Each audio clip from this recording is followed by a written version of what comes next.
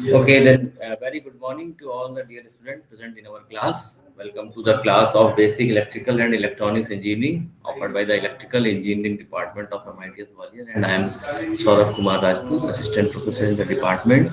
So most of the student has already joined the class. Strength is 90. So you can start the class now. Screen आप लोग को दिख रहा है बेटा? Are you able to see the Yes, sir. screen? Yes, Yes, sir. yes, Oh, sir. Yes, Yes, sir. sir. Thank you thank you. तो अभी class start करने से पहले ही एक क्वेरी आ गई कि सुपर मैश एनालिसिस को एक बार रिवाइज कर दीजिए, थोड़े से डाउट है। दैट्स गुड कि आपने पढ़ा और डाउट है उसमें। और क्योंकि एक न्यूमेरिकल मैंने दिया था उसको डिस्कस भी करना है, तो उसी न्यूमेरिकल को डिस्कस भी करेंगे और कंसेप्ट को भी मैं उसमें क्लियर कर दूंगा, तो जिनके डाउट है वो भी क्लैरिफाई हो जाएंगे और जिनको क्वेश्चन किया है और क्वेश्चन को एक बार डिस्कशन भी हो जाएगा। तो चलते हैं अपने क्वेश्चन पे। Let me draw the circuit diagram first. Sir yes बेटा। सर रिकॉर्डेड लेक्चर डल जाएगा, कल का मैंने ज्वाइन नहीं कर पाया था। रिकॉर्ड लेक्चर डल चुका है बेटा, डल जाएगा नहीं, डल चुका है, आप चेक करिए। Okay sir. लेक्चर क्लास के तुरंत बाद मैक्सिमम 30 मिनट्स, या अगर कभी किसी दिन हम बिजी हो गए किसी पार्ट पर तो हम उसको इवनिंग तक आप लेक्चर डाल देते हैं अपने ड्राइव लिंक में जो आपके साथ शेयर किया है। रीजन इज कि हम ये मान के चलते हैं कि सारी क्लासेस के बाद आपको रिवीजन के लिए लेक्चर चाहिए होगा, तो the moment the class is over you will get the lecture on the same day before the end of the all classes. तो आप देखिएगा आपको लेक्चर मिल गया होगा, एज वेल एज उसका जो पीडीएफ जो हम जिसमें पढ़ाते हैं वो पीडीएफ भी आपको उसमें आ गया होगा, और कभी रह जाता है तो आप मुझे याद करा सकते हैं। वैसे ऐसा होगा नहीं गलती, सारा लेक्चर अवेलेबल है। तो जो सर्किट डायग्राम हमने कल न्यूमेरिकल मैंने दिया था आप लोग को सॉल्व करने के लिए, उसको मैं ड्रॉ करता हूँ। एक 7 वोल्ट का एक सोर्स था, प्लस माइनस इसका डायरेक्शन। 7 वोल्ट का एक एनर्जी सोर्स यहाँ पे दिया गया। उसके बाद यहाँ से आगे बढ़ते हुए एक ब्रांच है, जिस ब्रांच में एक रेजिस्टेंस इन्होंने लगाया, कहते हैं कि ये 1 ओम का रेजिस्टेंस है। इसके साथ एक दूसरा रेजिस्टेंस कनेक्टेड है, this resistance is 2 ohm resistance, and in between these two resistances 1 ohm and 2 ohm there is a resistance which is 3 ohm resistance। कुछ इस तरह का सर्किट है। यहाँ पर जो ब्रांच कनेक्ट की थी उस ब्रांच में इन्होंने एक करंट सोर्स लगा दिया था डाउनवर्ड डायरेक्शन के साथ, जो कि 7 एम्पियर की करंट प्रोवाइड कर रहा है। और इस करंट सोर्स के साथ सीरीज में जो रेजिस्टेंस है वो 2 ओम का रेजिस्टेंस यहाँ पे लगा हुआ है। और इधर एक ब्रांच है जिस ब्रांच में 1 ओम का रेजिस्टेंस यहाँ पर कनेक्टेड है। This was the circuit diagram. कुछ इस तरह का सर्किट डायग्राम था, और इस सर्किट डायग्राम में आपको मैश एनालिसिस या सुपर मैश एनालिसिस की हेल्प से करंट को फाइंड आउट करना था।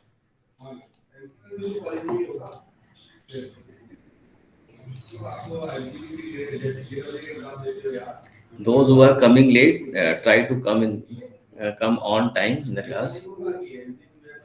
ये अपना सर्किट डायग्राम है। तो ये सर्किट डायग्राम अगर मैं एक छोटा सा कंसेप्ट बताया तो वैसे आप लोगों को पता होगा, फिर भी बताया तो अगर मैं इस वाली ब्रांच को यहाँ पे ड्रॉ नहीं करूँ तो ये एक क्लोज पाथ नहीं बनेगा। तो यहाँ पर अगर मैं मैश की बात करूँ, how many meshes are there in this circuit diagram, you will say there are only 2 mesh. First mesh this one, this will be the mesh 1 and this will be the mesh number 2। जो branch open है 7 volt वाली जो branch है, क्योंकि ये connected नहीं है किसी सर्किट किसी पार्ट पर कनेक्टेड नहीं है, तो यहाँ पर हम कहेंगे कि ये सर्किट का पार्ट नहीं है। इस ब्रांच को हम यहाँ पर कनेक्ट कर दें, इस ब्रांच को अगर हम यहाँ कनेक्ट कर दें तो भी ये सर्किट कंप्लीट हो जाएगा। इस ब्रांच को हम यहाँ कनेक्ट करें तो भी सर्किट कंप्लीट है, but there should be a close path. तो यहाँ पर क्लोज पाथ होना जरूरी है। ये कंसेप्ट आप लोगों को पहले से पता है, जस्ट मैंने अभी सर्किट ड्रॉ किया तो बता दिया। अपने क्वेश्चन पे चलते हैं।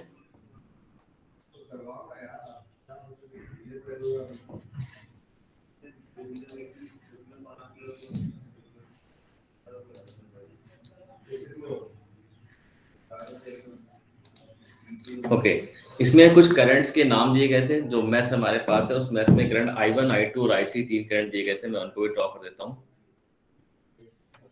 I1 करंट कहता है कि ये जो मैश आपके पास है इसको I1 का नाम दिया था। मैश नंबर 2 इसको एज्यूम किया, यहाँ पर I2 करंट को नाम दिया था, और इसको मैश नंबर 3 कह के I3 का नाम दिया था। और कहा था इस सर्किट को सॉल्व करना है by using the mesh analysis, और आपको यहाँ पर करंट कैलकुलेट करना है I1, I2, I3। अब देखिए, सुपर मैश एनालिसिस अप्लाई क्योंकि रिवाइज करने के लिए बोला गया है। सुपर मैश एनालिसिस को हम अप्लाई कब करते हैं? जब आपके पास क्वेश्चन को मैश एनालिसिस से अप्लाई करना हो, मतलब basically KVL Kirchhoff voltage law से अप्लाई करना हो, और सर्किट में कहीं करंट सोर्स दिया हो। आपके पास पेपर में एक क्वेश्चन आया, अगर इस क्वेश्चन में 7 एम्पियर का करंट सोर्स नहीं होता तो आपको सुपर मैश एनालिसिस अप्लाई करने की जरूरत नहीं होती। लेकिन क्वेश्चन आया और आपने पूरे क्वेश्चन को एक बार देखा, आपको देखते ही समझ में आ गया वोल्टेज सोर्स है, रेजिस्टेंस है, लेकिन एक करंट सोर्स लगा हुआ है। करंट सोर्स क्योंकि लगा हुआ है तो क्वेश्चन को सॉल्व करने के दो तरीके हो सकते हैं। पहला सुपर मैश एनालिसिस, दूसरा सोर्स ट्रांसफॉर्मेशन। सोर्स ट्रांसफॉर्मेशन हम अब इस वाले क्वेश्चन के बाद बताएंगे, पहले हम सुपर मैश एनालिसिस को देखते हैं।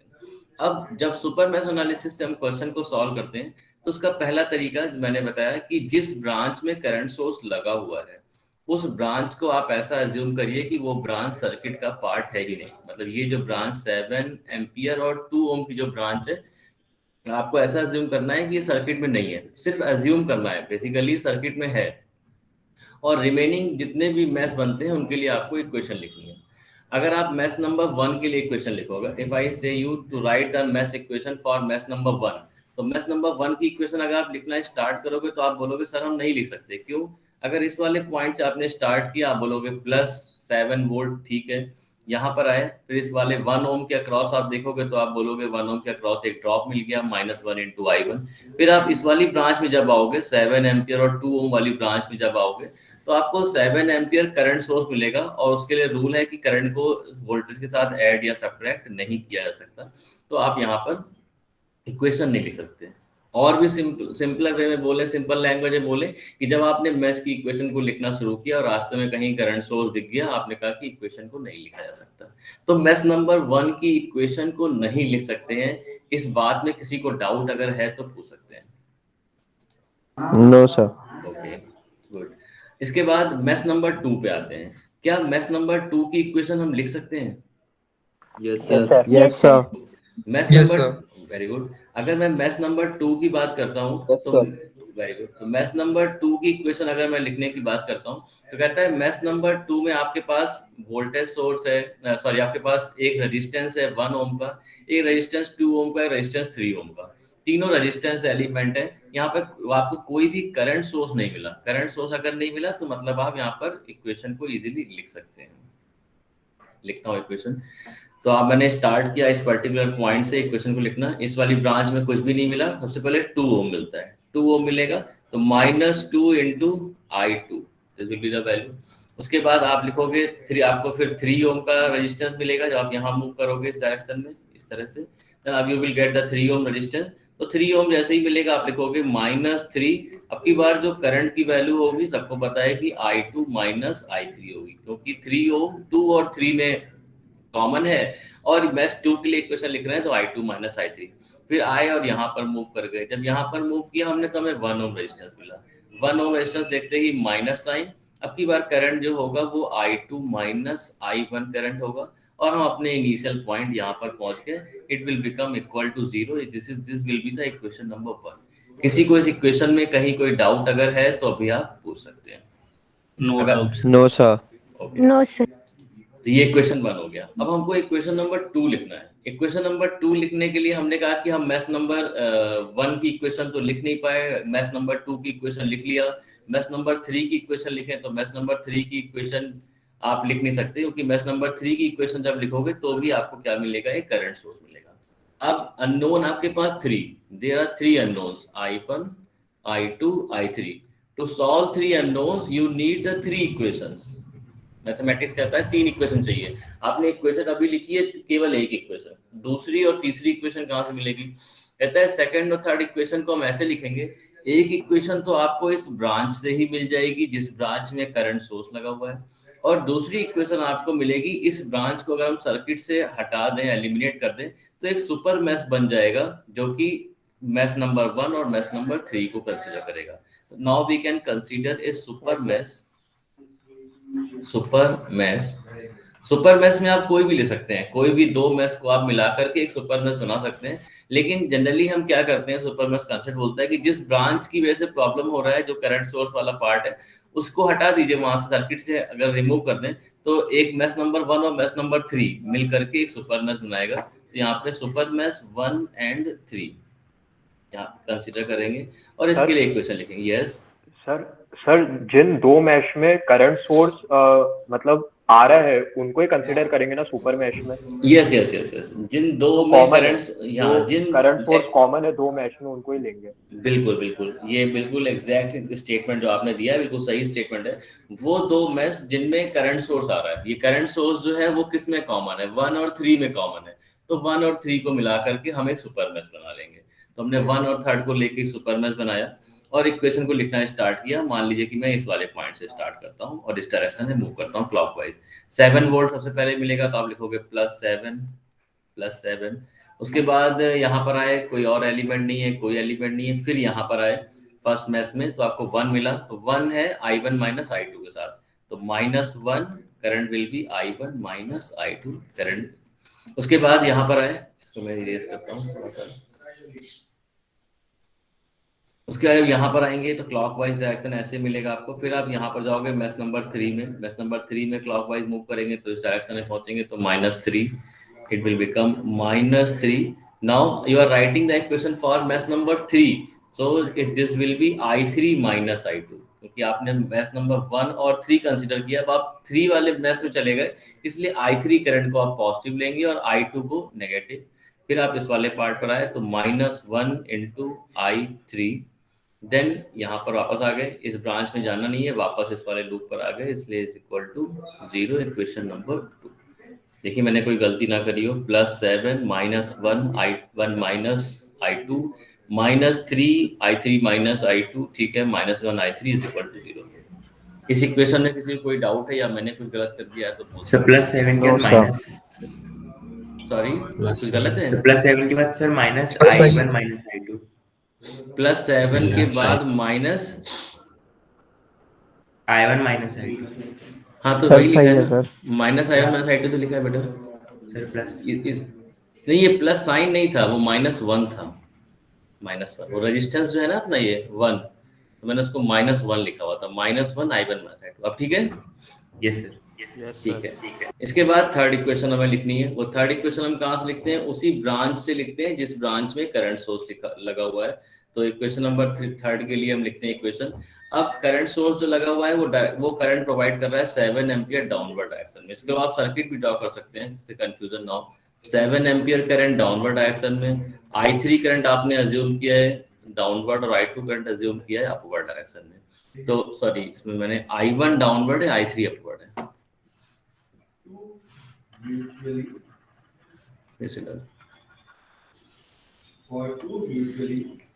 I1 इज डाउनवर्ड, I1 कहीं यहाँ पर है और I3 जो है वो इस तरह से है। तो अब यहाँ पर आपने कहा कि I3 की डायरेक्शन 7 एम्पियर के साथ मैच करता है, तो आपने +I3 ले लिया। I1 की डायरेक्शन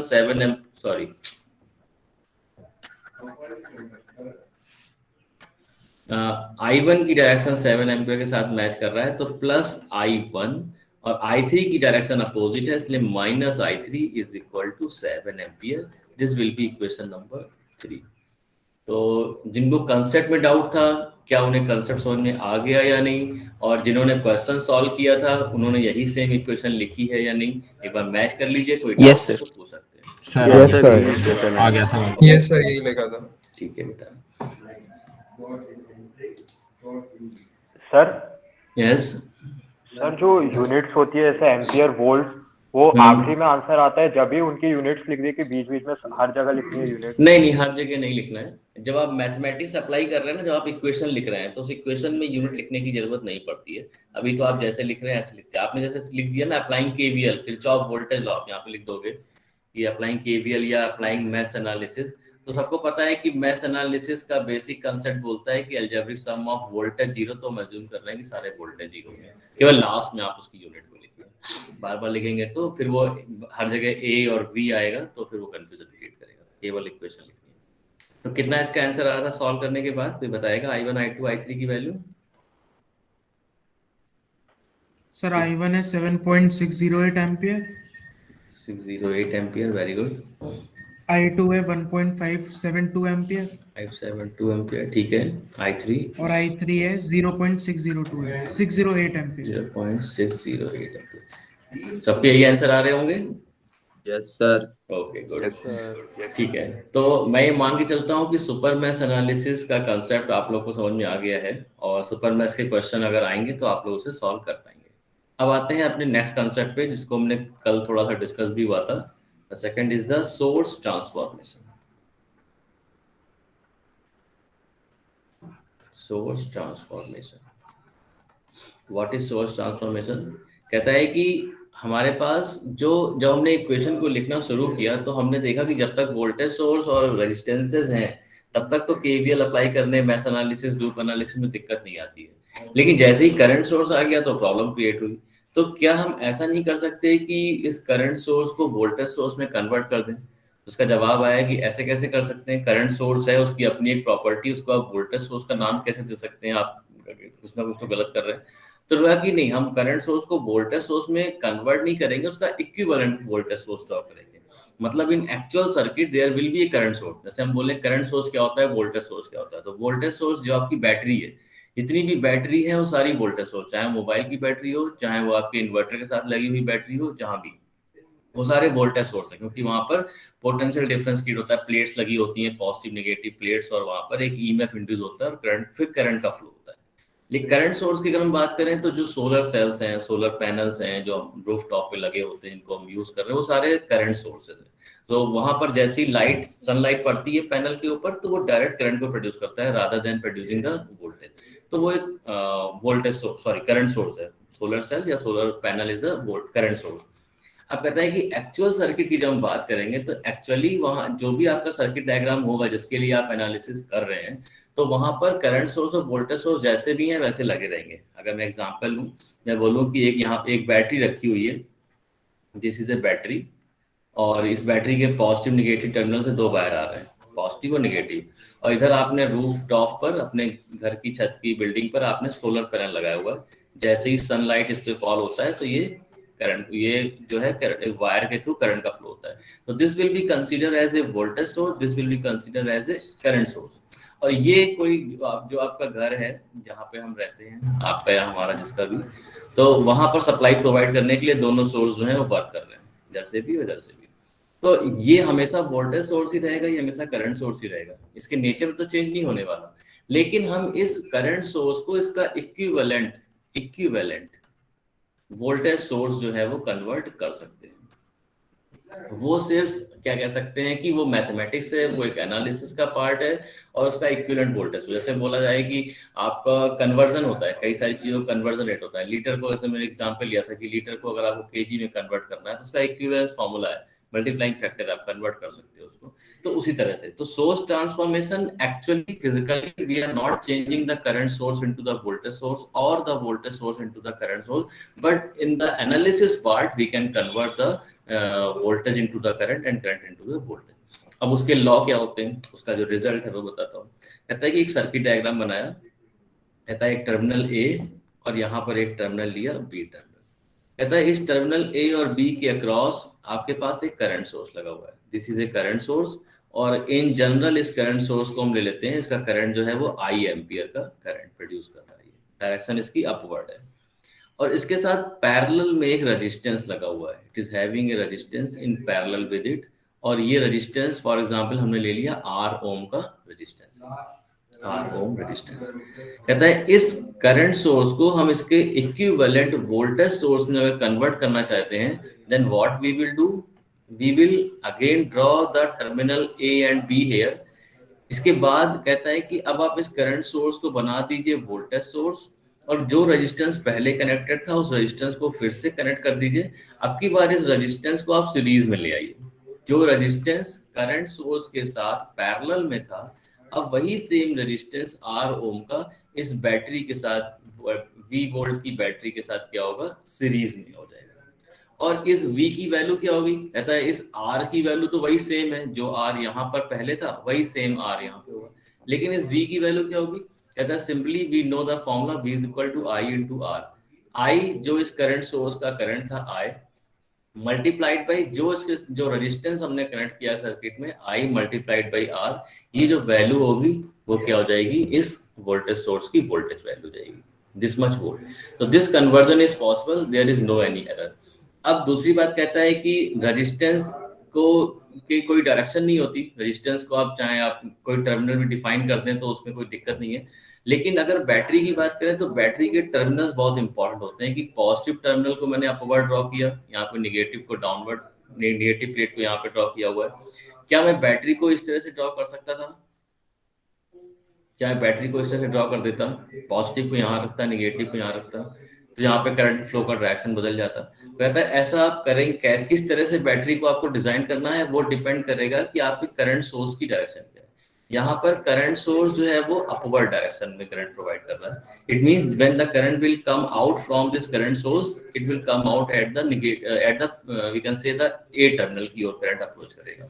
तो अपवर्ड डायरेक्शन में ये करंट प्रोवाइड कर रहा है। तो बैटरी की पॉजिटिव प्लेट को हमें ऊपर रखना होगा, जिससे कि हम ये कह सकते हैं कि जो करंट का फ्लो होगा वो अपवर्ड डायरेक्शन में होगा। अगर मैं यहाँ पे कुछ इस तरह से ड्रॉ करूँ circuit diagram, if I draw circuit diagram likewise, A current source को मैंने यहाँ पे ड्रॉ किया और बोला कि it is providing the I ampere current in the downward direction and it is connected in the parallel with the resistance having the R ohm value and this is terminal B. When we will convert this current source into its equivalent voltage source, then again in between these two terminal A and B, there will be a battery and there will be a resistance. First I am drawing the resistance value R. Now the battery will be like this. Negative terminal को यहाँ पे draw किया और positive terminal को इधर, क्योंकि अब की बार जो करंट है वो उसकी डायरेक्शन क्या है, डाउनवर्ड डायरेक्शन। तो यहाँ पर बैटरी के पॉजिटिव से जब करंट आउटवर्ड आएगा तो वो भी डाउनवर्ड डायरेक्शन को फॉलो करेगा। तो इसलिए हम कह सकते हैं यहाँ पर कि current will flow in the downward direction. तो इस तरह से आपको ध्यान रखना है कि करंट सोर्स को वोल्टेज सोर्स में जब कन्वर्ट करेंगे तो बैटरी का डायरेक्शन प्लेट्स कैसे कनेक्टेड होगी। अब कहता है कि यस सर, जैसे जो आपने सर इधर करंट के साथ रेजिस्टेंस पैरेलल में है और सर बैटरी के साथ उसको मतलब अपन सीरीज में लगाएंगे। यस यस, हाँ बिल्कुल, इसमें डाउट क्या आपका? फिर कोई रूल है या फिर मतलब ऐसे मैथ एनालिसिस में मैंने आपको बोला कि रेजिस्टेंस अगर दिखता है तो माइनस साइन के साथ I इंटू आर लगा दिए। तो ये सारे रूल डिफाइन हो गए क्योंकि इन सबके पीछे एनालिसिस है, या हम उस एनालिसिस को करेंगे तो रिजल्ट से निकलेंगे। अभी हम इसको वेरीफाई भी करेंगे, इसको वेरीफाई करेंगे। एक ही क्वेश्चन को आप दोनों तरह से सॉल्व करिए, करंट सोर्स को वोल्टेज में कन्वर्ट करिए और नहीं करिए, दोनों से आंसर सेम निकलेगा। तो इसके पीछे कह सकते हैं कि रिसर्चर्स की रिसर्च है, मैथमेटिक्स इन्वॉल्व है, उनके एक्सपेरिमेंटल डेटास हैं जिन्होंने इन सारे तथ्यों को वेरीफाई किया हुआ है। तो दीज आर वेरीफाइड रिजल्ट। अब आपको उस पार्ट पे जाने के लिए सीधे इस लॉ को फॉलो करना होता है, इसलिए हम उस डेरिवेशन वाले पार्ट पे नहीं जाते। यस सर, यस सर जैसे करंट पहले वाले में अपवर्ड जा रहा है और दूसरे वाले में डाउनवर्ड जा रहा है, हाँ। तो वो अपवर्ड और डाउनवर्ड के हिसाब से ही अपन को डायरेक्शन देखनी है बैटरी की। Yes yes yes. जैसे अगर मान लीजिए मैं पॉजिटिव को ऊपर करें, अगर मान लीजिए मैं सर्किट ऐसे बना देता हूँ, मैं बोलता हूँ this is the current source and it is connected in parallel with a resistance like this here, और टर्मिनल ए और बी मैंने यहाँ पे ले लिया, ठीक है। तो अब आप जब इसको कन्वर्ट करेंगे वोल्टेज सोर्स में तो बैटरी रेजिस्टेंस तो ठीक है, आर सीरीज में एक बैटरी होगी। अब बैटरी कैसे ड्रॉ की जाएगी, इस तरह से, क्योंकि यहाँ पर करंट सोर्स कैसे करंट प्रोवाइड कर रहा है, फ्रॉम बी टू ए, मतलब ए की डायरेक्शन की ओर। अगर आप यहाँ टर्मिनल ए ड्रॉ करोगे, यहाँ पे बी ड्रॉ करोगे, तो यहाँ पर पॉजिटिव नेगेटिव इस डायरेक्शन में करंट का फ्लो होगा, मतलब ये पॉजिटिव प्लेट होगी और ये नेगेटिव प्लेट होगी। उसमें कोई दिक्कत नहीं है, आपको सिर्फ ये फॉलो करना है कि करंट सोर्स किस डायरेक्शन में करंट प्रोवाइड कर रहा है, बैटरी का पॉजिटिव प्लेट उसी को फॉलो करते हैं। Sir yes yes yes sir what if resistance के डायरेक्शन से फर्क नहीं पड़ेगा ना? रेजिस्टेंस की डायरेक्शन कुछ होती नहीं बेटा। नहीं मतलब रेजिस्टेंस को बैटरी से पहले या फिर बैटरी के पहले? नहीं, रेजिस्टेंस को बैटरी के पहले रखें या बाद में रखें, वो तो सीरीज कनेक्शन ही होता है, उससे कोई फर्क नहीं। आपको आप जो है कभी आप पहले म्यूट कर लो, मेरी आवाज मुझे को सुनाई पड़ रही है। अगर आप कभी ऐसा करिए कि जो आपने वायर लगाया हुआ है, जो आपने जो एक स्विच लगाया हुआ है, प्लग लगा करके आप फैन को सप्लाई देते हो, तो आप उस फैन को जहां पर आपने कनेक्ट किया है पहले आप बल्ब लगा दो और उसके बाद फैन कनेक्ट कर दो, या फिर पहले आप फैन लगा दो बाद में बल्ब कनेक्ट कर दो, तो उससे सीरीज कनेक्शन में कोई फर्क पड़ता नहीं। जिसको जितनी करंट रिक्वायर्ड है वो अपनी करंट को कैरी कर लेगा। मेरी बात आप समझ जाओगे कि जब भी हम अपने रूम की सप्लाई डिजाइन करते हैं या जब इंजीनियर डिजाइन करता है तो उसे इस बात का ध्यान ही रखना होता है कि पहले कौन सा पहले सारे फैन कनेक्ट कर दें फिर सारे लाइट कर दें। सप्लाई सोर्स सेम है, सप्लाई सोर्स जो करंट जितने सीरीज कनेक्शन है उनमें कोई फर्क नहीं पड़ने वाला, तो current will remain the same. हाँ कोई सर और भी क्वेश्चन पूछा था? यस सर, अगर वो रेजिस्टेंस अगर सीरीज में लगा होगा फिर? हाँ, रेजिस्टेंस अगर सीरीज में लगा होगा करंट सोर्स के साथ तो वो कन्वर्जन पॉसिबल नहीं होगा। ये कंडीशन है कि there should be a resistance which is exactly connected in parallel with the current source, then only we can convert the current source into the equivalent voltage source. If the resistance is connected in series with the resistance, we cannot convert the current source into its equivalent voltage. Yes. Sir अब vice versa भी true कह सकते हैं कि voltage Yes, उसके बाद मुझे vice versa पे आना था, अगर सारे क्वेश्चंस हो गए। यस सर, वो इंटरचेंज हो जाएगा दोनों में स्टेट। बिल्कुल बिल्कुल, कुछ लोग पढ़े लिखे हैं, सब आता है। तो अगर बात करें कि यहाँ पर इसका वाइस वर्सा भी पॉसिबल है, मतलब मैंने कहा कि करंट सोर्स के साथ पैरेलल में रेजिस्टेंस है तो उसको इक्विवेलेंट वोल्टेज सोर्स में कन्वर्ट करेंगे और सीरीज में रेजिस्टेंस लगा देंगे। वाइस वर्सा मींस कि इस डायरेक्शन में भी ये पॉसिबल है। अगर एक वोल्टेज सोर्स है उसके साथ सीरीज में रेजिस्टेंस है तो आप उसके इक्विवेलेंट वोल्टेज सोर्स में कन्वर्ट, उसके इक्विवेलेंट करंट सोर्स में कन्वर्ट करोगे और पैरेलल में उस रेजिस्टेंस को लगा दोगे। इसका भी वाइस वर्सा पॉसिबल है। ये बोथ डायरेक्शन में ये वर्क करता है। ठीक है, अभी थोड़ी देर पहले क्वेश्चन आया सीरीज कनेक्शन को लेकर के। अब जैसे ये क्वेश्चन जो हमने किया था, ये 7 एम्पियर का जो करंट सोर्स है, अब इस 7 एम्पियर के करंट सोर्स को हम कन्वर्ट नहीं कर सकते इसके इक्विवेलेंट वोल्टेज सोर्स में, क्योंकि इसके साथ 2 ओम रेजिस्टेंस सीरीज कनेक्टेड है, ना कि पैरेलल कनेक्टेड है। अगर ये 2 ओम इसके साथ पैरेलल में होता तब तो हम कर देते। फॉर एग्जांपल मैं अगर यहाँ पर 2 ओम को यहाँ ड्रॉ कर देता कि ये आपके पास 2 ओम रेजिस्टेंस लगा हुआ है, 2 ओम, और ये वाला नहीं है सर्किट में, तब आप इस 7 और 2 को मिला करके एक वोल्टेज सोर्स बना सकते थे। लेकिन ऐसा है नहीं, ये सर्किट डायग्राम है, यहाँ पर एक्चुअली जो रेजिस्टेंस है वो सीरीज में, तो हम ये कन्वर्जन यहाँ पर पॉसिबल नहीं है। तो सोर्स ट्रांसफॉर्मेशन हर टाइम पॉसिबल नहीं होता है, जहां पर एप्लीकेबल है वहीं पॉसिबल होता है। और क्वेश्चंस को करने से पहले मैं फिर से बोल रहा हूँ, कल भी बोला था, जब पेपर में ऐसा दिया हो कि अप्लाई द सोर्स ट्रांसफॉर्मेशन तभी अप्लाई करिएगा, अदरवाइज अप्लाई मत करिएगा। सुपर मैथ्स से आप गलती कम करते हो, सोर्स ट्रांसफॉर्मेशन में गलतियां होती हैं, क्यों होती हैं वो भी हम डिस्कस करेंगे। एक मैं ऑब्जेक्टिव क्वेश्चन आपको देता हूं अभी करने के लिए, सो करिए और आंसर बताइए। पीपी प्रिंस, कुछ लोग अभी भी आते हैं, 10:33 पे भी क्लास में आते हैं, या तो हो सकता है लेफ्ट हो गया हो, दोबारा ज्वाइन किया होगा। ओके, तो एक क्वेश्चन मैं ड्रॉ करता हूँ, एक ऑब्जेक्टिव क्वेश्चन है सिंपल सा, कि we are having a voltage source having the value of 5 volt and a resistance is connected in series, it is having the value of 2.5 ohms, A and B. What will be the value of its equivalent? What will be the value of its equivalent current source? Sir, 2 MP. Sir, 2 ampere. Sir, 2 ampere. 2 ampere. I is equal to V upon R हम apply करेंगे तो ये हो जाएगा 5 divide by 2.5 is equal to 2 ampere. ठीक है, ये मैंने क्वेश्चन बोला कन्वर्जन दिया वोल्टेज और करंट में। इसी का एक क्वेश्चन और कर लेते हैं, आपके पास नोट्स में जाएगा। मान लीजिए कि आपके पास एक करंट सोर्स है डाउनवर्ड डायरेक्शन में, और यहाँ पर रेजिस्टेंस लगा दिया, इसको हम लेते हैं 5 एम्पियर, इसको लेते हैं 2 ohm, A and B. What will, part A कह रहा है कि जो आपके पास वोल्टेज होगा 10 वोल्ट, बैटरी का डायरेक्शन ऐसा, दूसरा है 10 वोल्ट बैटरी का डायरेक्शन। कौन सा ऑप्शन सही होगा?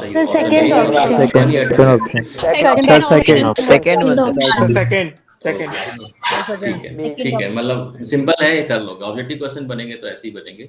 अब आते हैं न्यूमेरिकल पे, सोर्स ट्रांसफॉर्मेशन पे बेस्ड न्यूमेरिकल हम कर सकते हैं। Let me draw circuit diagram. Battery plus minus, having a resistance, having a current source, resistance here,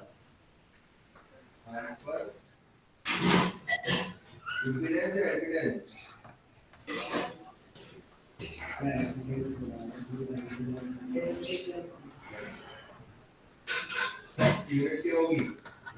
volt, 5 volt, 2 ampere, 1 ohm, 2 ohm, 3 ohm, 4 ohm.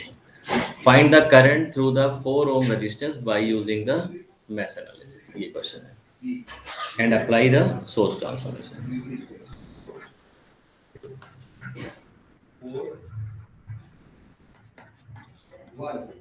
Find the current through 4 ohm resistance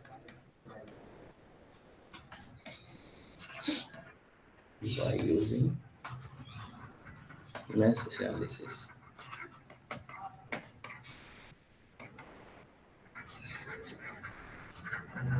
Applying source transformation.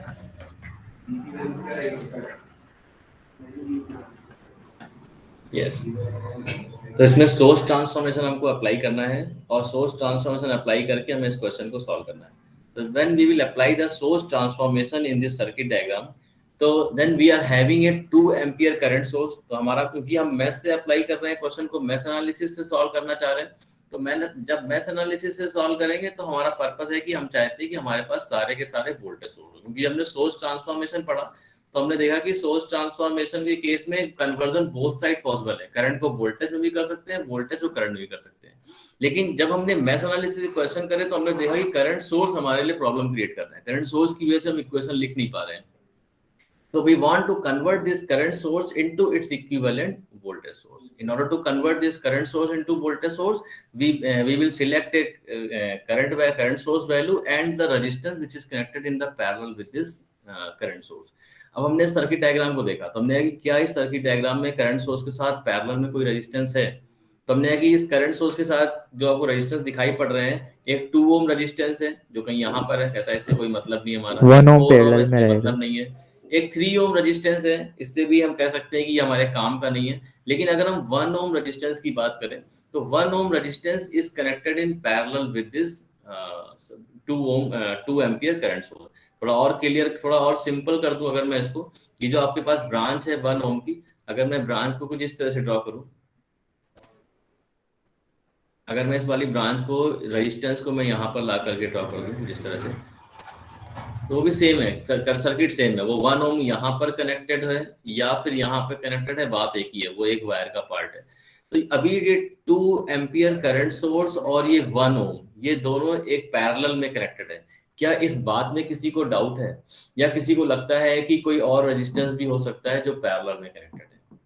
No sir. मेरा statement ये है कि 2 ampere current source is in parallel with the 1 ohm resistance only in this circuit diagram. तो इस part में किसी को कोई डाउट है तो आप पूछ सकते हैं अभी. No sir. Okay, no sir. तो कंसीडरिंग दिस पार्ट कि यहाँ पर जो ये जो 2 एम्पियर का करंट सोर्स पैरेलल में ये रेजिस्टेंस है, आपने इतने पार्ट को यहाँ पर कंसीडर कर लिया. और इतने डॉटेड लाइन जो मैंने यहाँ बनाई हुई है, इसको आप यहाँ पर लिख सकते हैं, एरो बना के पेपर में ऐसे ही लिखिएगा. यहाँ लिखिएगा applying source transformation, applying source transformation.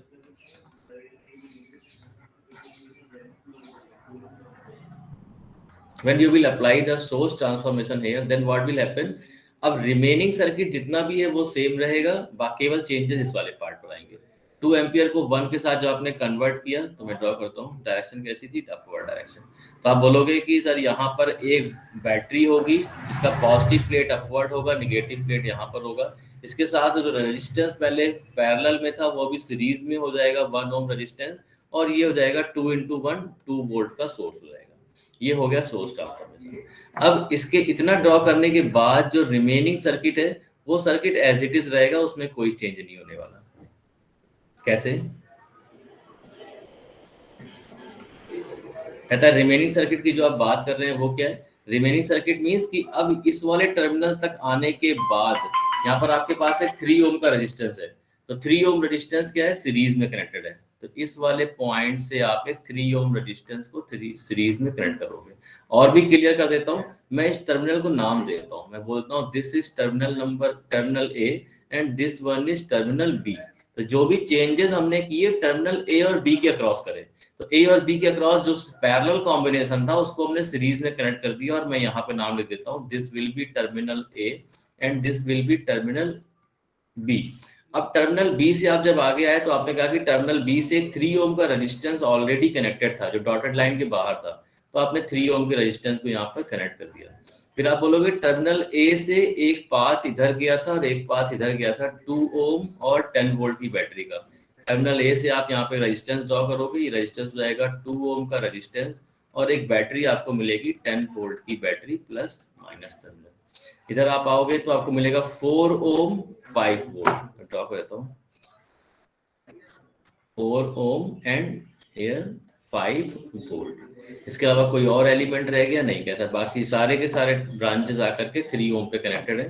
तो इस बड़ी ब्रांच को मैं ला करके कनेक्ट कर दिया 3 ओम पे और इस ब्रांच को भी ला के हमने कनेक्ट कर दिया 3 ओम पे। तो ये सर्किट डायग्राम बन गया। जिस सर्किट डायग्राम में जो मैंने रेड से लिखा हुआ है यहाँ पर वो पार्ट है, वो है जो कि यहाँ पर हमने सोर्स ट्रांसफॉर्मेशन अप्लाई किया है, बाकी रिमेनिंग सर्किट को एज इट इज ड्रॉ किया।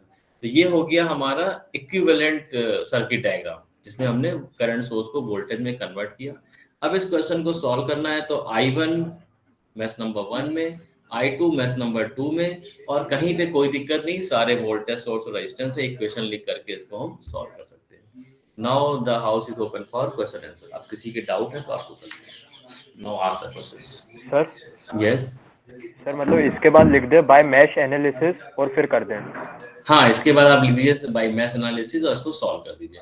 पहले आप लिखा अप्लाइंग सोर्स ट्रांसफॉर्मेशन, यहाँ तक आने के बाद आपको लिखना है कि नाउ मैश एनालिसिस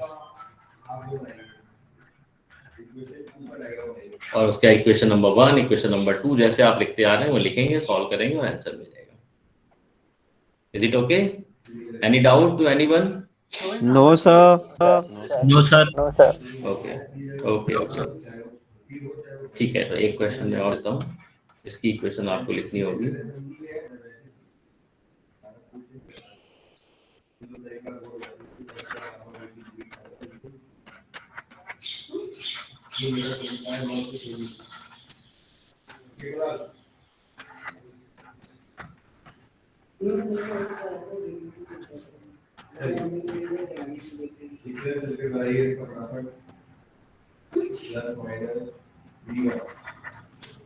है ना, जीवन से एडजस्ट कर ही नहीं रहा है, आइवन एडजस्ट कर रहा है आपने, और जो आपका इंडिविजुअल कैरेक्टर्स है कैरेक्टर इफेक्ट कर रहे हैं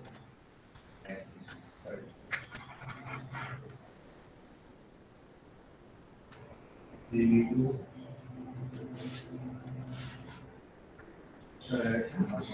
ठीक है।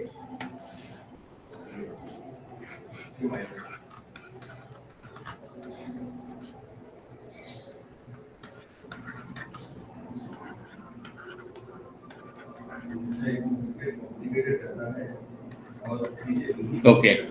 Now you have to solve the question by using the mesh analysis and you can apply the source transformation and find the current I1. Find current I1 by mesh analysis.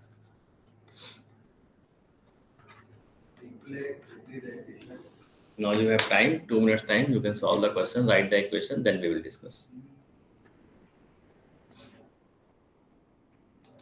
Sir Yes. Sir एक doubt था sir. Yes, please. Sir जो अपन ने वो vice versa किया था वो एक बार समझ में नहीं आया सर। ओके, वाइस वर्सा बताते हैं। क्वेश्चन करिए फिर वाइस वर्सा बताते हैं।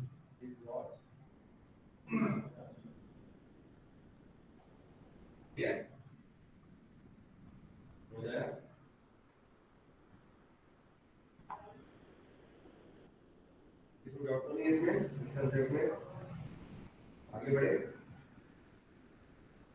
ठीक है। अब इसी में इसका जो मैट्रिक्स फॉर्म आएगा वो आप इस तरीके से होगा, एक की तरह से एरिया को लिख के लिख लेते हैं मैट्रिक्स फॉर्म। ये इक्वेशन आपकी लिखनी है इस तरीके से, दैट इज E1 I2 और V2 और माइनस, ठीक है। जैसे प्राइमरी आएंगे क्वेश्चन सॉल्व हो गया? यस सर, बस 2 minute. Okay okay, take your time. Transmission matrix होते हैं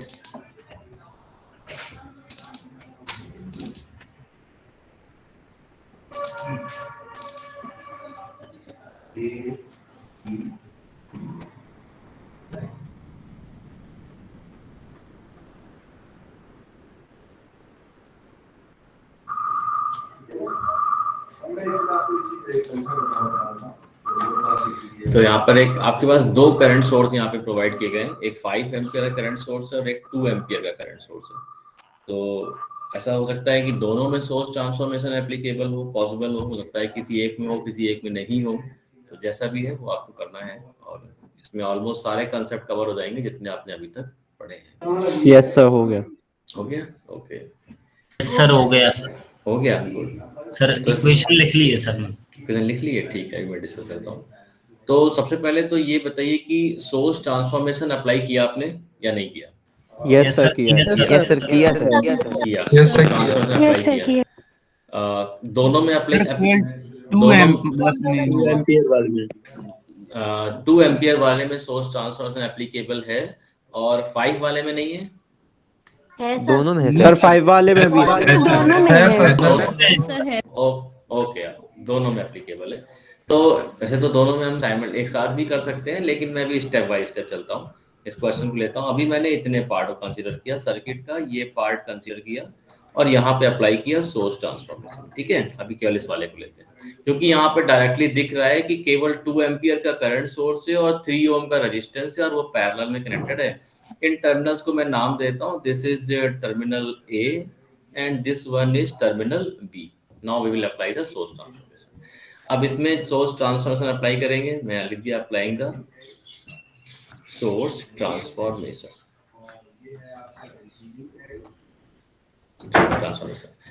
अब अप्लाई करते हैं सोर्स ट्रांसफॉर्मेशन। तो कहता है कि when we will apply the source transformation then there will be a battery in series with the resistance and the battery voltage will be V is equal to I into R, 2 into 3, it will become the 6 volt, direction will be upward, positive plate upward होगा। और जो resistance 3 ओम पहले parallel में था current source के साथ, उसको हमने यहाँ पर सीरीज में कनेक्ट कर दिया। 3 ohm resistance will be connected in series. ये हो गया आपके पास। रिमेनिंग सर्किट को हमें एज इट ड्रॉ करना है। तो यहाँ पे टर्मिनल ए आपको मिल गया और ये एक आपको टर्मिनल बी मिल गया। This is terminal A and terminal B. अब हम यहाँ पर रिमेनिंग सर्किट को ड्रॉ कर देते हैं। रिमेनिंग सर्किट मीन्स कि यहाँ पर स्टार्टिंग में जो आपके पास 10 वोल्ट है plus minus 10 volt as it is रहेगा। फिर आप आगे आओगे तो आपको यहाँ पर एक 1 ओम का रेजिस्टेंस मिलेगा। Then there is a resistance of 1 ohm. Then there is a branch having a current source providing the current in the downward direction 5 ampere. Then यहाँ पर ये सर्किट कंप्लीट होता है branch mesh number 1। Then there is a resistance of 5 ohm and this 5 ohm is connected directly with the connected with the A, terminal A.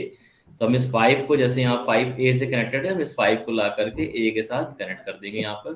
फिर कहता है कि 5A terminal से ले करके और जहाँ पर ये सोर्स एंड हो रहा था उसके बीच में एक रेजिस्टेंस और था, तो यहाँ पर एक रेजिस्टेंस हम कनेक्ट करेंगे कुछ इस तरह से।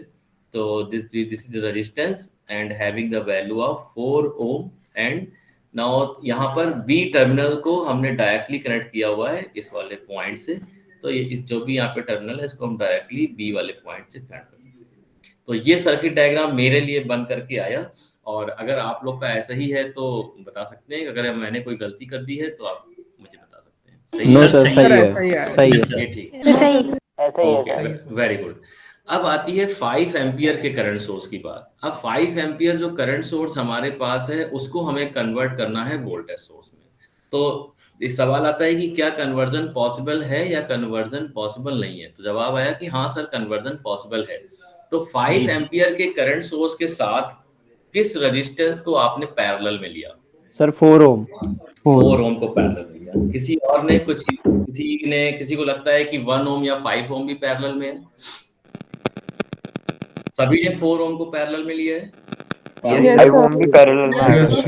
5 ओम भी। एक स्टूडेंट बोलता है कि 5 ओम भी 5 ओम Five भी ohm पैरेलल भी में। सर Four ohm भी।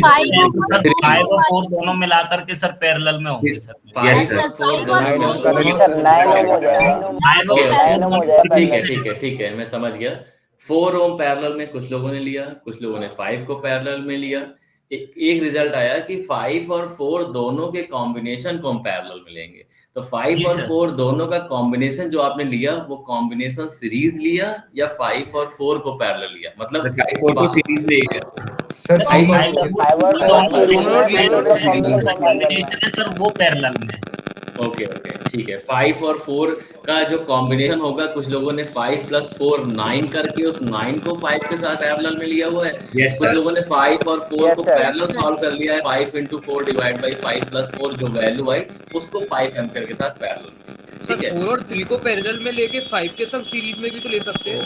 ओके, एक आंसर ये आता है कि 4 और 3 को पैरेलल ले लें और उसको 5 के साथ सीरीज में लें और ओवरऑल जो कॉम्बिनेशन बन करके आएगा that will be in parallel with the current source 5 ampere. ठीक है, तो ये 3 तरह के हमारे पास रिजल्ट आते हैं।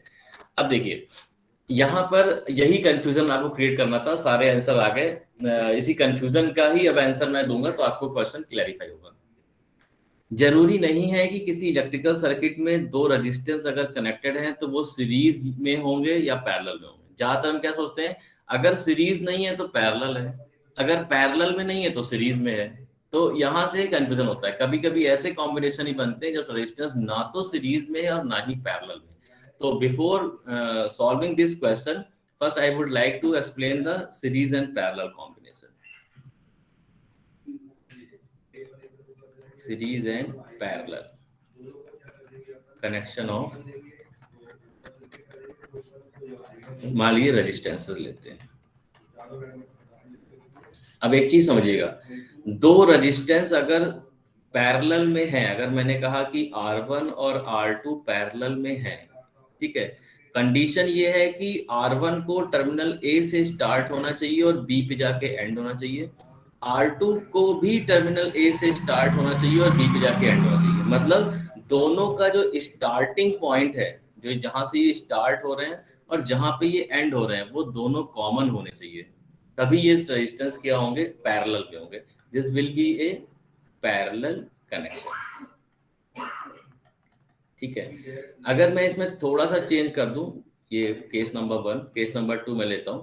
अगर मैंने कहा कि रेजिस्टेंस R1 यहाँ पे लिया, यहाँ पर एक रेजिस्टेंस मैंने लगा दिया R3 रेजिस्टेंस, और यहाँ पे मैं लगा दिया R2 रेजिस्टेंस जो पहले से लगा हुआ था टर्मिनल A और B के अक्रॉस, और मैं आपसे बोलूं कि अब R1 और R2 क्या पैरेलल में है, तो आप देखते ही बता दोगे सर R1 R2 पैरेलल में नहीं है। अब R1 + R3 जो है वो R2 के साथ पैरेलल में है। क्यों? अब इसको मैं, क्यों है ऐसा आप समझ गए होंगे इस चीज को। अब इसको मैं अपने स्टेटमेंट से जस्टिफाई करता हूँ। कैसे? मैंने कहा कि जो भी पैरेलल पाथ बनेंगे, जो भी पैरेलल कनेक्शन बनेंगे, उनको एक टर्मिनल से स्टार्ट होना है, कॉमन टर्मिनल से स्टार्ट होना है और कॉमन टर्मिनल पर ही एंड होना है। तो यहाँ से कहता है कि जब A से स्टार्ट किया, तो A से स्टार्ट हुआ तो हमने कहा कि R1 स्टार्ट हुआ और R2 स्टार्ट हुआ, ये बात तो सही हो गई। लेकिन जब हमने एंड किया, तो हमने जब एंड पे देखा तो R2 तो आकर के B पहुंचा, लेकिन यहाँ पहुंच गया R3। तो कहता है बीच में R1 और R2 दोनों थे, तो R1 और R2 का जो कॉम्बिनेशन है R1 + R2, this combination will be consider in the parallel with R3। इस तरह से आपको यहाँ पे देखना है। तो ये अब पैरेलल कॉम्बिनेशन हुआ। सीरीज कॉम्बिनेशन में तो कुछ बताने की बात ही नहीं है। एक रेजिस्टेंस जहां से एंड हो, sorry R1 + R3 parallel to R2 ऐसे होगा सर, वो गलत लिख दिया। अब वो तो प्रिंटिंग मिस्टेक है, हो जाती है बुक्स में, समझ ही गए होगा। कंसेप्ट तो सही है, इसीलिए तो रिकॉर्डिंग ऑन करते ताकि बाद में ये नहीं बोलो सर लिखा तो ये था, बोल तो सही रहे। R1 + R3 पैरेलल में R2, ठीक है, ये आ जाएगा। सीरीज कॉम्बिनेशन की अगर हम बात करें तो सीरीज कॉम्बिनेशन सबको ही पता है, जहां से एक रेजिस्टेंस एंड होता है वहीं से दूसरा रेजिस्टेंस स्टार्ट होना चाहिए, A और B। तो यहाँ पे ले लेते हैं, तो this is R1, this is R2, सबको पता है कि R1 + R2 हो जाएगा, ये सीरीज कॉम्बिनेशन है। अब आते हैं अपने क्वेश्चन पे, अब कंसेप्ट को देखेंगे। अब सबसे पहले यहाँ पे कंफ्यूजन अगर हो रहा है तो टर्मिनल A नाम आपने पहले दे दिया है, B नाम आपने दे दिया है। यहाँ पे मैं देता हूँ टर्मिनल C और इसको मैं नाम देता हूँ टर्मिनल डी। अब देखते हैं एक एक करके कि जो आप सीरीज ऑफ पैरेलल बोल रहे थे, जिन्होंने बोला कि ये 5 एम्पियर इस 5 ओम के साथ सीरीज में, वो तो रेजिस्टेंस के लिए लिया था, वही सेम कंसेप्ट एप्लीकेबल है सबके लिए, मतलब सीरीज पैरेलल कॉम्बिनेशन। अब आपने कहा कि 5 एम्पियर को आपको देखना है, तो आपने कहा कि 5 एम्पियर का जो सोर्स है वो स्टार्ट होता है टर्मिनल सी से और एंड होता है टर्मिनल डी पर। यहां तक किसी को डाउट नहीं होना चाहिए। मैंने केवल इस 5 को ड्रॉ कर लिया, मैंने कहा कि सी वाले टर्मिनल से स्टार्ट हुआ इस ब्रांच में और डी पे जाके एंड हुआ, ये हो गया 5 एम्पियर। अब ड्रॉ करते हैं इस 5 ओम को।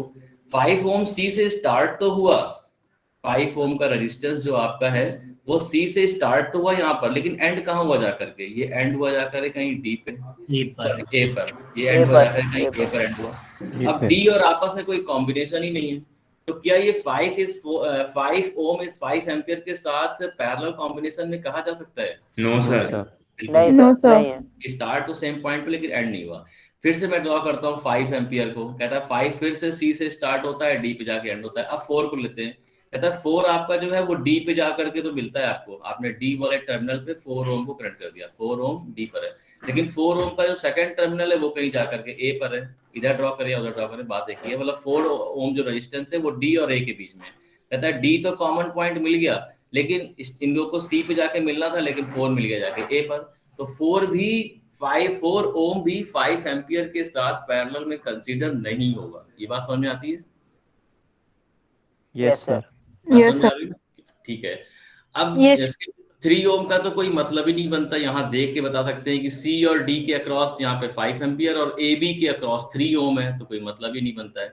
अब जिन्होंने कहा था कि 4 और 3 को पैरेलल ले लें, अगर आप 4 और 3 को पैरेलल लेना चाहते हैं तो ठीक है, ए और बी के अक्रॉस आपका 3 ओम है और ए और डी के अक्रॉस 4 ओम है, और डी और बी कहीं ना कहीं सेम ही है, जहाँ डी और सी बी के बीच में कोई एलिमेंट नहीं है तो सेम है। लेकिन अब ये 4 और 3 को पैरेलल हम इसलिए नहीं ले सकते क्योंकि बीच में एक बैटरी लगी हुई है। अगर ये बैटरी नहीं होती, केवल रेजिस्टेंसेस होते, तो 4 और 3 को पैरेलल ले लेते और उस पैरेलल कॉम्बिनेशन को 5 के साथ सीरीज में लेकर के सॉल्व कर देते, लेकिन इस बैटरी की वजह से प्रॉब्लम आ गई। मतलब अब ये एक ऐसा सर्किट डायग्राम बन करके आया जिसमें कोई भी रेजिस्टेंस 5, 4, 3, 1 कहीं भी कोई किसी के साथ ना तो सीरीज में है डायरेक्टली और ना ही पैरेलल में है डायरेक्टली, आप इनको सॉल्व ही नहीं कर सकते। इसके बाद अब आपको इस क्वेश्चन को सॉल्व करना ही पड़ेगा सुपर मैश एनालिसिस से, because the source transformation possible नहीं है ना, पॉसिबल ही नहीं है। यस, नाउ द मैं लिख देता हूं, source transformation is not possible with the 5 ampere source. Source transformation sir. Yes sir, जब हमने इसको पहला सोर्स ट्रांसफॉर्मेशन नहीं किया था तब 4 और 3 तो पैरेलल में आ रहे थे फर्स्ट डायग्राम में विद 5 एम्पियर सोर्स। यस, मैं पूछता हूँ फर्स्ट डायग्राम। हाँ बताइए सर, इसमें 4 और 3 पैरेलल में है, तो इनको सॉल्व करके फिर इसका वो भी कर सकते थे। आप यहाँ पर 4 और 3 का पैरेलल कॉम्बिनेशन ले लेते तो 4 into 3 डिवाइड बाई 4 + 3 एक बन करके आता, वो 2 एम्पियर के साथ चला जाता, लेकिन वो अब 5 एम्पियर के साथ वो भी पॉसिबल नहीं था। आप करके देख लीजिएगा, वो भी सही है, उसमें कोई दिक्कत नहीं है। आपने थोड़ा और सिंपलीफाई किया। यस सर, ये जो 5 और 4 को सर हम सीरीज में लेके नहीं कर सकते क्या? यहाँ पर सोर्स 5 और सीरीज में है ही नहीं, 5 और 4 सीरीज में है ही नहीं। 5 जहां पर आके एंड होता है ए वाले पॉइंट पर, वहां से 2 रास्ते मिलते हैं, 3 और 4। तो 3 और 4 होगी, इसलिए आप किसको सीरीज लोगे? वो मतलब बैक टू बैक सीरीज की सर कंडीशन होती है कि वहां से करंट सेम जाना, मतलब करंट सेम जाना चाहिए। करंट सेम है नहीं, करंट डिवाइड हो रहा है यहाँ पर 3 एम्पियर और 4 एम्पियर। सीरीज में तो कोई डाउट होता ही नहीं, सीरीज तो सभी लोग समझ लेते हैं तुरंत ही देख करके। यस सर, अभी मैं थोड़ा सा कंक्लूड कर दूं, थोड़ा सा ये कि ये हमारा जो क्वेश्चन था, इस क्वेश्चन में एक सोर्स ट्रांसफॉर्मेशन पॉसिबल था, वो हमने अप्लाई कर दिया। सेकंड वाले केस में सोर्स ट्रांसफॉर्मेशन पॉसिबल नहीं है, ये बात सबको अच्छे से समझ में आ गई। अब इस क्वेश्चन को आपको सॉल्व करना है सुपर मैश एनालिसिस से। यहाँ पर 3 मैश बन रहे हैं, इस क्वेश्चन को सॉल्व करिएगा और करंट कैलकुलेट करिएगा। I1 करंट जो कि इस वाले सोर्स की वजह से फ्लो कर रहा है, इस करंट को कैलकुलेट करना है। ये आपके लिए आज का क्वेश्चन है। कल हम नोडल एनालिसिस स्टार्ट करेंगे, क्योंकि टाइम हो गया है, आपकी नेक्स्ट क्लास होगी। तो जिनको समझ में आ गया है, कोई डाउट नहीं है, वो मीटिंग को लीव कर सकते हैं। अटेंडेंस को मार्क कर दीजिएगा, आपकी 11:15 तक अटेंडेंस ओपन है। फिर अब इसके बाद जिनके डाउट है वो इस वहां पर रुके और क्वेश्चंस को पूछ सकते हैं। yes. सेम 1 ओम पैरेलल में नहीं है क्या? 1 ओम किसके साथ पैरेलल में? 5A करंट के साथ। 1 और 5 मैं बताता हूँ, ड्रॉ करता हूँ। 1 10 5। एक सेकेंड, एक मैं कॉम्बिनेशन ये लेता हूँ।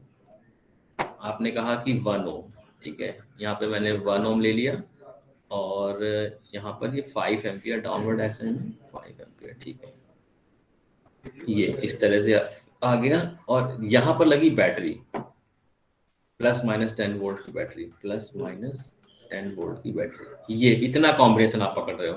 तो इन टर्मिनल्स को हमने नाम भी दिए, क्या नाम दिए? टर्मिनल C एंड D नाम दिया ना, ठीक है, ओके, थैंक यू बेटा। C एंड D यहाँ पे नाम दिया हमने। अब देखिए C और D के अक्रॉस ये करंट सोर्स तो 5 एम्पियर हो गया। 5 एम्पियर को लिखोगे, आप लिखोगे C से स्टार्ट होता है, D पे एंड होता है। 1 एम्पियर की अगर आप 1 ओम की बात करो तो 1 जो है वो C पे तो कनेक्टेड है यहाँ पर आकर के इस तरह से 1 ओम, लेकिन इस 1 ओम के साथ सीरीज में क्या है, एक वोल्टेज सोर्स भी लगा हुआ है, प्लस माइनस यहाँ पे एक वोल्टेज सोर्स लगा हुआ है। तो ये पूरा का पूरा कॉम्बिनेशन, मतलब 1 ओम का जो रेजिस्टेंस है और ये जो वोल्टेज सोर्स V है, ये complete combination, series combination of voltage source and 1 ohm resistance is connected in parallel with this 5 ampere. तो यहाँ पर सोर्स ट्रांसफॉर्मेशन अप्लाई कर नहीं सकते हैं, क्योंकि हमने यहाँ पर सोर्स ट्रांसफॉर्मेशन में क्या देखा था कि करंट सोर्स के साथ पैरेलल में केवल एक रेजिस्टेंस होना चाहिए, तभी हम यहाँ पर सोर्स को ट्रांसफॉर्म कर सकते हैं। करंट सोर्स या रेजिस्टेंस में किसी भी एक एलिमेंट के साथ कोई बैटरी या कुछ भी एलिमेंट अगर आ जाएगा तो सोर्स ट्रांसफॉर्मेशन पॉसिबल नहीं है।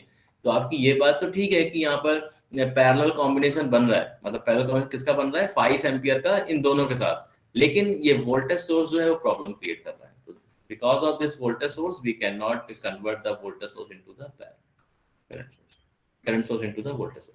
Is it okay?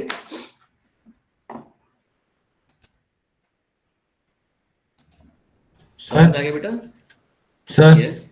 सर एक बेसिक सा डाउट था सर, एक बेसिक सा डाउट था कि इसके अक्रॉस वोल्टेज ड्रॉप होता है क्या करंट सोर्स के?